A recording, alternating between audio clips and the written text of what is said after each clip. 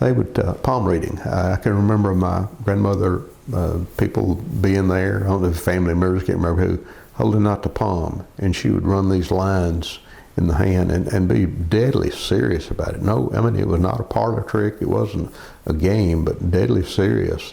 And she would study those things. And then she would predict that person what was going to happen because of the line, palmistry, I guess you call it. And you know, some of these things go back way before the Native Americans, I suppose, that some of this was being practiced and done. But anyway, she was a palm reader, a fortune teller. She would use, like if you had tea or coffee in a cup, and it left leaves or grinds, whatever they call them, in the cup after it was poured out. You know, she would swirl this thing around and leave patterns in that cup. And then she would study those things just like she would a palm, and she would predict somebody's future or future happenings after that, looking at those things in those cups. And that's strange to me. I know other people have done that. You see it in movies and things, but my grandmother actually practiced that. Here's one thing, and I've told it in a video before, that I know for sure because I heard it, know the dates, and heard it when it was told to my mother. We were visiting this old house I show in that picture is where it happened. And we were over there one day, and this was, she married I think second, might have been third husband. She always called him Mr. Owens, which that wasn't unusual in the South back in those days, that the wife, especially I guess a second husband, would call him Mr. whoever he was, Mr. Owens. And she told my mother, we were over there visiting one time, and they sat around and talked.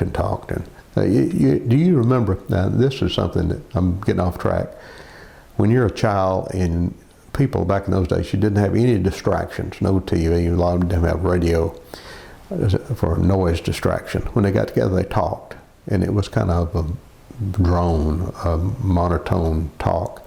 And I can remember sitting there and hearing them talking back and forth. It didn't have anything to do, it might have been dark outside, and it would just kind of lull you to sleep. I wonder how many of you, especially older people, remember that being lulled to sleep with the drone of your parents or grandparents talking in the room.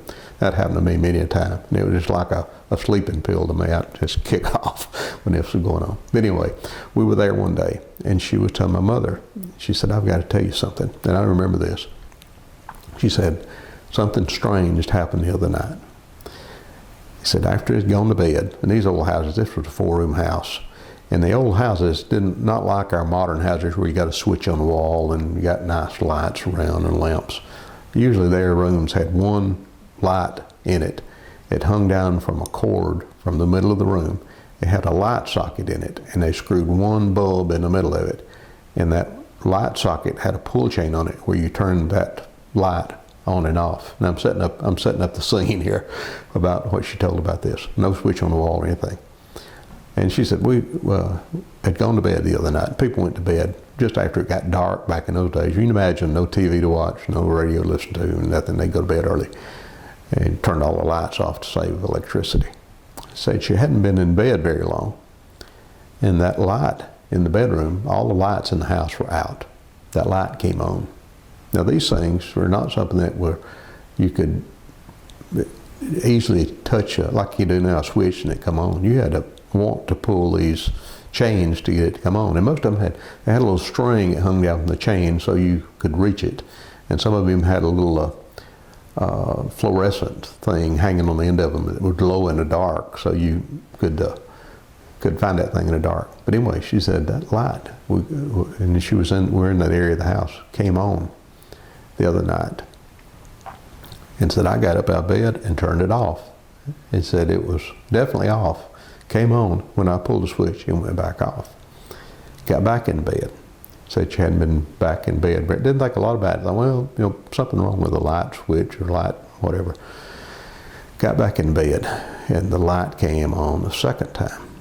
Then she said, she got up again, turned the light off. Got back in bed the third time. The light came on again. And by this time she decided in her way, this is a sign. So she got up and turned the light off the third time. Didn't come on the rest of the night. This was, I think, the night prior to when you was telling my mother this. So she said that was a sign. And what it means is Mr. Owens is going to die in 3 days. So that's chilling. She was dead serious about that. He's going to die in 3 days. 3 days from that night when that light came on is what she thought it meant. And this is the honest truth. In 3 days, that old man died. I have no explanation for that. She didn't. she wasn't a black widow that killed husbands, as far as I know. So I don't think she made her prediction come true. And he hadn't been outwardly sick. Now, he was an old man. It could die any time. But that just has stuck in my memory all these years, that she predicted, due to that sign, that he was going to die in 3 days, and he did. He did. He left here